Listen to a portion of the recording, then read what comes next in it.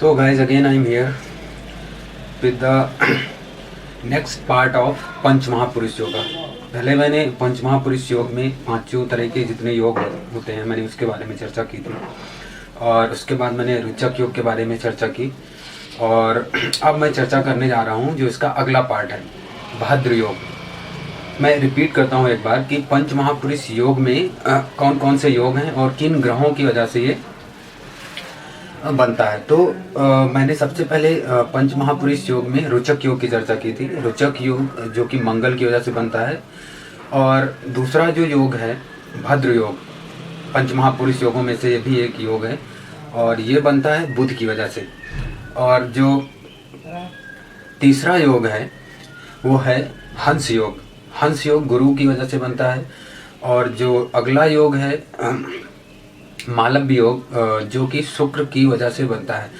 और जो लास्ट है वो शनि की वजह से रुचक सस योग का निर्माण होता है। रुचक योग मंगल की वजह से बनता है, जो कि मैंने पहले ही बताया। तो इनमें राहु, केतु और सूर्य और चंद्र को सम्मिलित नहीं किया गया इस योग में। हालांकि अगले वीडियो में हम अपने किसी और वीडियो में चर्चा करेंगे कि चंद्र और सूर्य का इसमें क्या जो है रोल है, और ये क्या करते हैं इस पंच महापुरुष योग में। कहीं ये कैंसिल तो नहीं करते हैं, और कैंसिल करते हैं तो किस कंडीशन में पंच महापुरुष योग का जो परिणाम है उसको ये कम कर देते हैं या फिर कैंसिल कर देते हैं। तो इसके बारे में हम अगले वीडियो में या फिर किसी और वीडियो में जरूर इसके बारे में चर्चा करेंगे। तो पहले आइए हम जानते हैं कि जो भद्र योग है, भद्र योग के बारे में हम चर्चा करने जा रहे हैं, उसके बारे में हम डिटेल से जानते हैं। तो जो भद्र योग है, जैसा कि मैंने बताया कि बुध की वजह से बनता है। अब यहाँ पे बुध जो है कैसे बनाता है भद्र योग, ये नहीं कि किसी भी भाव में बुध प्लेस्ड है और एग्जॉल्टेड है या अपनी राशि का है तो भद्र योग बन गया, ऐसा नहीं होता है। भद्र योग जो है जैसे कि सारे ग्रहों से पंच महापुरुष योग बनते हैं, सूर्य चंद्र राहु केतु को छोड़ के, और वो केंद्र में बनता है। तो वैसे ही बुध भी केंद्र में ही बैठकर अपनी राशि में अपनी मूल त्रिकोण राशि या फिर अपनी दूसरी राशि जो उसकी मिथुन राशि है और उसकी मूल त्रिकोण राशि कन्या राशि है, इन दोनों में कहीं पे भी ये बैठा हो अपनी राशि में, और वो राशि केंद्र में आ रही हो। अब अगर यहाँ पे ये देखा जाए कि कर्क लग्न ले लें, कर्क लग्न में भद्र योग नहीं बनेगा। क्यों नहीं बनेगा? क्योंकि जो मूल त्रिकोण राशि है बुध की, वो एक तो तीसरे भाव में आ रही है और दूसरी उसकी जो राशि है वो 12वें भाव में आ रही है। अब 12वें भाव में और तीसरे भाव में बुध अगर स्वराशि का बैठता भी है तो भद्र योग का निर्माण नहीं करेगा ये, क्योंकि वो केंद्र में नहीं आ रहे हैं। तो ये चीज हमको ध्यान में रखना है जब भी हम अपना चार्ट एनालाइज कर रहे हैं, तब हम अपने जो है इस राशि को और बुध के प्लेसमेंट को देखना जरूरी होता है। तो अगर बुध अपनी ही राशि में बैठता है, एक पहले भाव में, चौथे भाव में, 7वें भाव में और 10वें भाव में अपनी राशि में बैठता है, तब भद्र योग का निर्माण होता है। और भद्र योग का निर्माण जो भी होता है उसका जो परिणाम है वो सामान्य रिजल्ट में बता देता हूँ कि जातक बहुत बुद्धिमान होता है। सबसे पहली बात तो क्योंकि वो बुद्धि चातुर्य से अपना सारा काम निकालता है, और उसके वाणी में एक आकर्षण होता है। जब वो बोलता है तो पूरा पब्लिक उसकी तरफ आकर्षित होती है, उसकी बात को ध्यान से सुनती है, और वो बहुत सोच समझ कर बोलता है। तो सबसे जो बड़ी बात है स्पीच।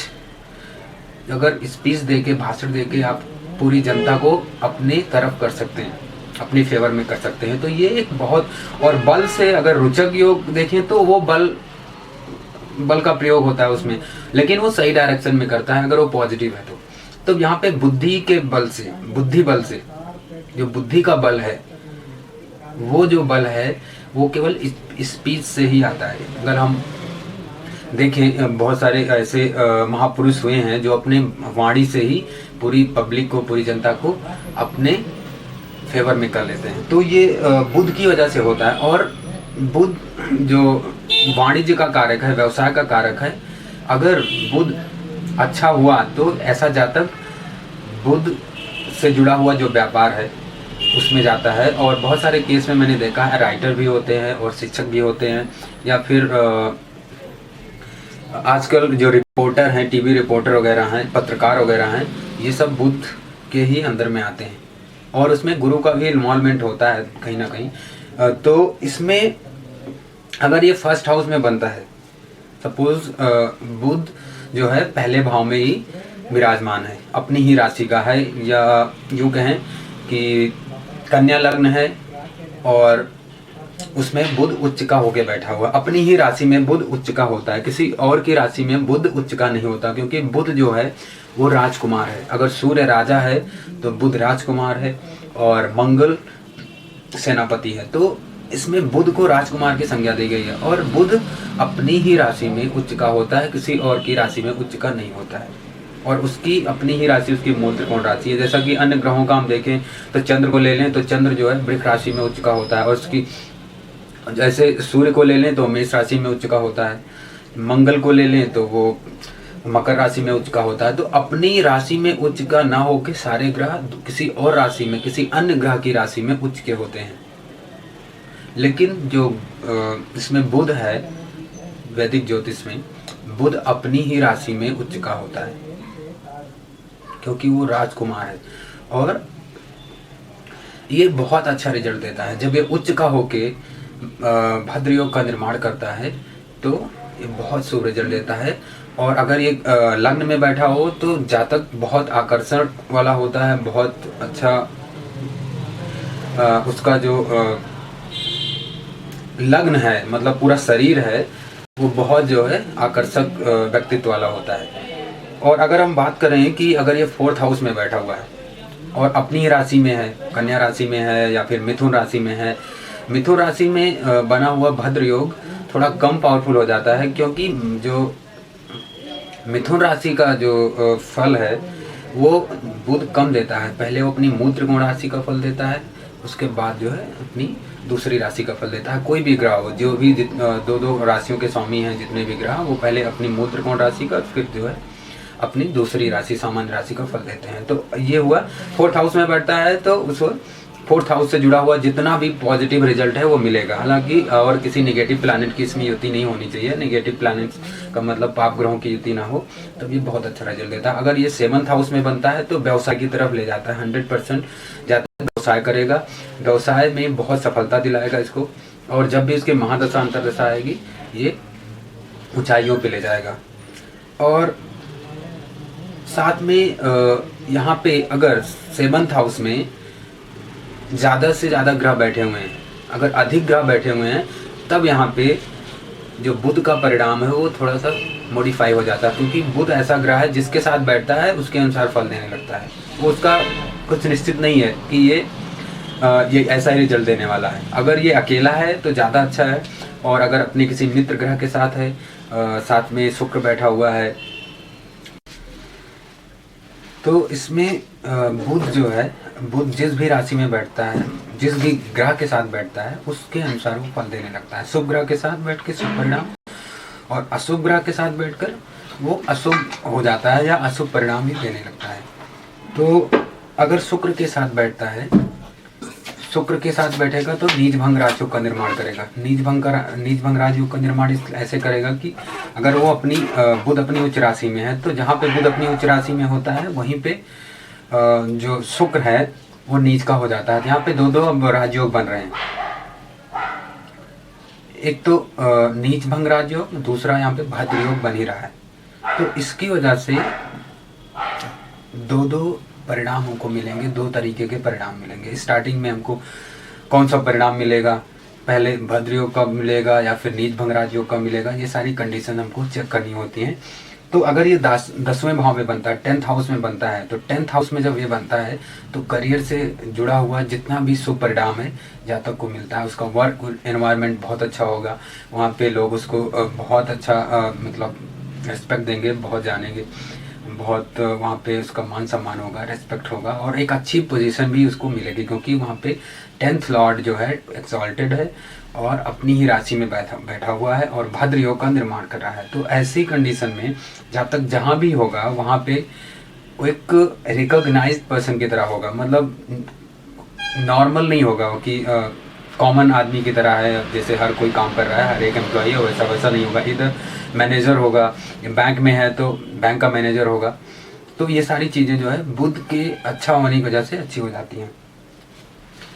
और इसमें अगर अन्य ग्रह इन्वॉल्व हो जाएं, साथ में सैटर्न आ जाए, तो राहु भी आ जाए, सैटर्न भी आ जाए, और उसमें बीच में बुध आ जाए और अपनी ही राशि में बुध बैठा हो, या फिर यूँ कहें कि बुध एग्जॉल्टेड ना होके मिथुन राशि में हो, तो वहाँ पे मिथुन राशि में अपनी ही राशि है बुध की, लेकिन उसमें जो पावर है बुध का वो थोड़ा सा कम हो जाता है। जितना उच्च राशि में अपनी मूल त्रिकोण राशि में कन्या राशि में होता है, उतना पावर वहाँ पे उसको नहीं मिलता है। तो यहाँ पे बुध अगर ऐसा दोनों तरफ से, एक तरफ से एक पाप ग्रह, दूसरी तरफ से दूसरा पाप ग्रह, और बीच में बुध आ गया, तो मान लीजिए ये एक साइन है, चूंकि कोई भी साइन, कोई भी राशि 30 डिग्री की होती है, तो यहाँ से लेके यहाँ तक, यहाँ से 0 से लेके 30 तक है, और यहाँ पे बुध है और एक तरफ उसके सैटर्न बैठा हुआ है और दूसरी तरफ यहाँ पे राहु बैठा हुआ है। तो बीच में यहाँ पे है तो दोनों के मित्र, दोनों का मित्र ही है बुध, और बुध के मित्र भी हैं शनि और राहु, लेकिन फिर भी जो इफेक्ट है उनका, निगेटिव इफेक्ट है, वो बुध को मिलेगा और उसकी वजह से इस स्पीच में प्रॉब्लम आएगी। तो बहुत सारे केस में मैंने देखा है कि जब बच्चा छोटा होता है तो वो काफ़ी देर से बोलना शुरू करता है, और बहुत कंडीशन में पेरेंट्स बहुत चिंतित हो जाते हैं कि बच्चा अभी 2 साल का हो गया है, 1.5 साल का हो गया, अभी कुछ नहीं बोलता है, थोड़ा भी नहीं बोलता है।